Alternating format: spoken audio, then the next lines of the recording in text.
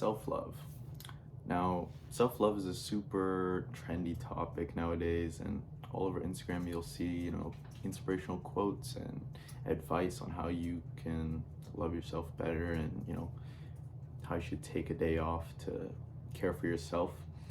And while I do think that having a positive self-image is important, I think that these small quotes and like daily messages sort of take away from what self-love really is and how you can really improve it and learn to love yourself better. Personally, I believe that self-love is a skill, or I view it as a skill, just like anything else in life, essentially. And I believe that it can be practiced and improved on, and it's not just like a you hate yourself or you love yourself kind of thing.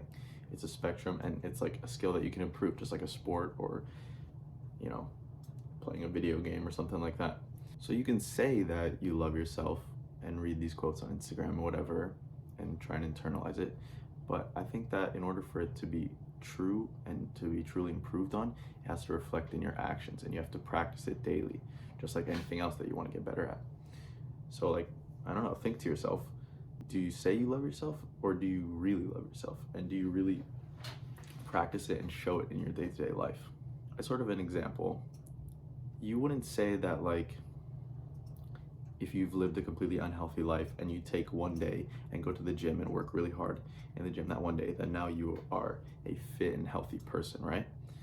In the same way, you can't like live a stressful life and do all these things that you know are bad for you and treat yourself poorly and then take one mental health day and then say that everything's good and you love yourself so much, and like it doesn't work that way.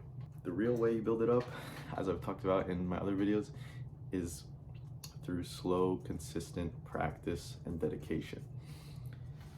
Now, you may have heard of the 10,000 hour rule, which was popularized by Malcolm Gladwell in his book Outliers, where basically he talks about how in order to master something, you have to practice it for 10,000 hours. And whether that's true or not, I think that it's a good mindset to have when you think about, self-care and self-love.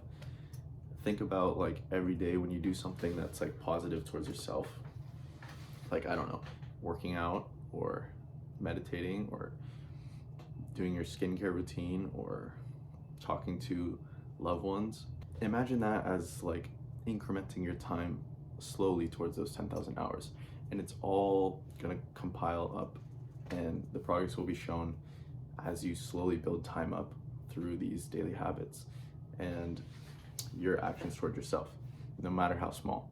And I mean, just like anything else, this is going to be a difficult process. It's not going to be easy. It's going to take a lot of time and dedication, and a lot of the time you're going to have to miss out on things that look fun, that other people are doing, that you want to join in on, just to stay conscious of the fact that it's not good for you, and you have to be consistently thinking about that and making decisions that will help you out in the long run. For example, if your friends wanted to go out on a night and you had a big test the next day, obviously it's not a good idea to go out, but if everyone else is doing it and it's super fun, like, you might be tempted and you might do it anyways, even though you know that it's bad for you the next day.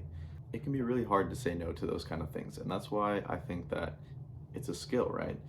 You have to practice saying no and practice choosing yourself over other things that could harm you in the long run. And obviously you're not going to be perfect in the beginning. You're going to make mistakes, and it's not like a terrible thing if you go out and have fun with your friends. Obviously, just you have to try to make it a habit to think about yourself and think about, is what I'm doing really good for me in the long run, or is this just something that will make me happy in the short term and not benefit me over time? So I think one way that this could be practiced is try every day to do one good thing for your mental health and one good thing for your physical health. And this could be something super simple. So for example, for your physical health, you could go do a workout, and for your mental health, you could meditate. Or even simpler than that, for your physical health, you could drink a lot of water, and for your mental health, you could go talk to a friend or loved one about something that you really enjoy, that you really enjoy talking about. And, you know, be proud of the progress that you make. Acknowledge that you're taking time for yourself and that you're focusing on yourself, because the mindset is really important. I also recommend, as with any other habit, that you track yourself and, you know, so that you can have a real concrete way of seeing your progress and also keeping yourself accountable. So yeah, thank you for watching this video, and go be kind to yourself today.